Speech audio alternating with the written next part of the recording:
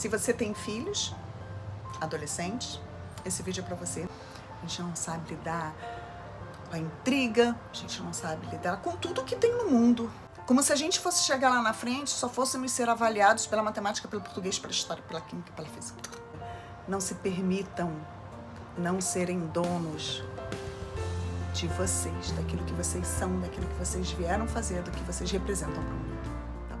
Hoje a gente vai falar um pouco sobre os nossos adolescentes, entender por que cada vez mais a gente encontra eles retraídos, deprimidos, tristes, se sentindo perdidos em relação ao futuro deles, ao que eles vão fazer.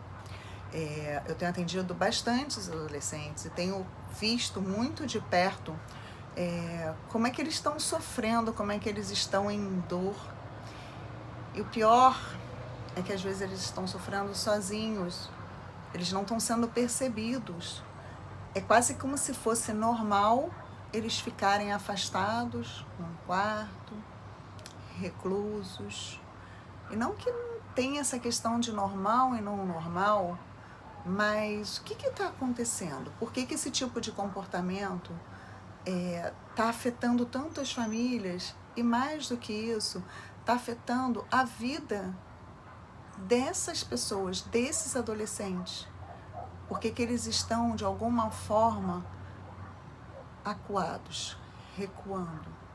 E, de novo, não que eles não possam ter o canto deles, mas não é isso que eu estou falando. Eu vou falar um pouquinho sobre o que estamos cobrando dos nossos adolescentes e o que estamos deixando de entregar para eles. Sim, eu basicamente tenho percebido muito que eles estão num processo de muita cobrança, mas muita cobrança de conteúdo de escola, de conteúdo de que eles vão ser, de trabalhos e trabalhos e trabalhos e cursos e produção o tempo todo, de uma forma até exagerada, quando na verdade eles não conseguem nem ainda decidir exatamente o que eles vão estar fazendo. E por outro lado, tudo que envolve as questões emocionais, que a gente está falando de toda a parte da inteligência emocional desse adolescente, ela está sendo deixada de lado, ela não está sendo trabalhada.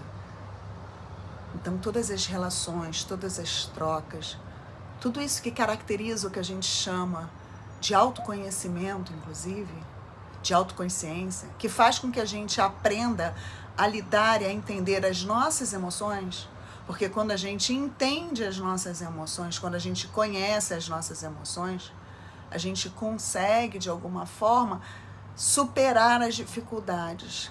E o que a gente está encontrando hoje são jovens que não querem nem olhar para as dificuldades. Eles não sabem nem por onde começar. Eles começam a sessão dizendo: eu me sinto perdido. Eu estou perdido. Ele está perdido dele próprio. Ele está suprindo sonhos e anseios e buscas que às vezes podem nem ser deles. Podem ter sido, inclusive, frustrações dos pais. O que eu estou falando é que quando a gente é incapaz de perceber, de conhecer, de lidar com os nossos próprios sentimentos, a gente fica à mercê deles. A gente vai ficar à mercê porque a gente não sabe, a gente não só não conhece, como a gente não sabe lidar com eles. A gente não sabe lidar com as frustrações, a gente não sabe lidar com as dificuldades, a gente não sabe lidar com o não, a gente não sabe lidar com o não vai ser agora, vai ser depois. A gente não sabe lidar com a intriga, a gente não sabe lidar com tudo que tem no mundo. A gente não sabe lidar com a forma com que as pessoas se manifestam com a gente. E esse ensinamento, ele não está sendo passado. Essa forma do adolescente lidar não está sendo. Só que quando ele se autoconhece, só que quando ele sabe lidar com os sentimentos dele, ele vai ser um ser, vai ter um futuro muito mais livre. Porque não é só sobre conhecimento. Se a gente estivesse falando que só o conhecimento resolveria o futuro dos nossos filhos, para que serviriam as emoções?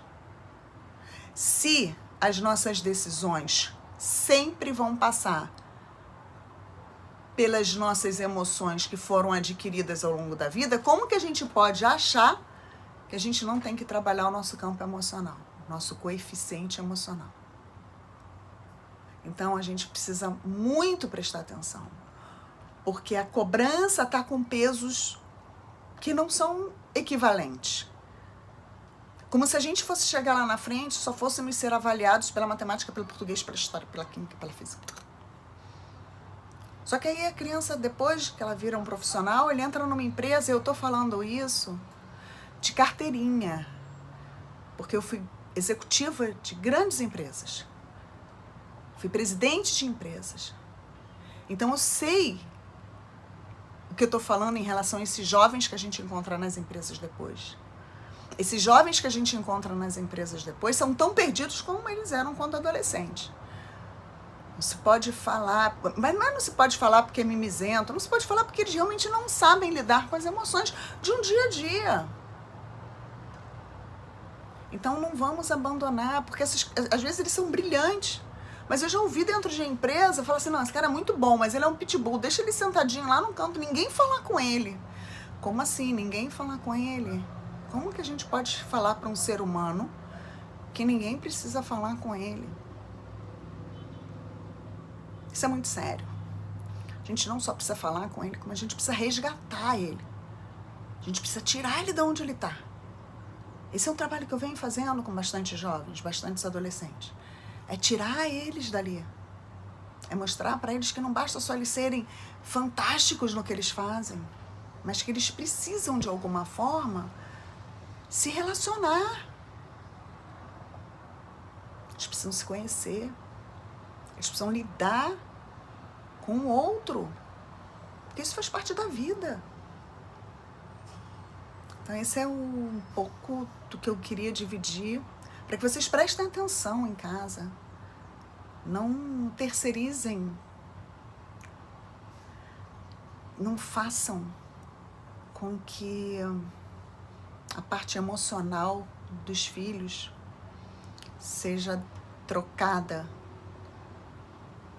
por qualquer tecnologia, porque as relações nunca vão deixar de existir, eles estão desaprendendo a lidar com isso, tá bom? Um beijo grande.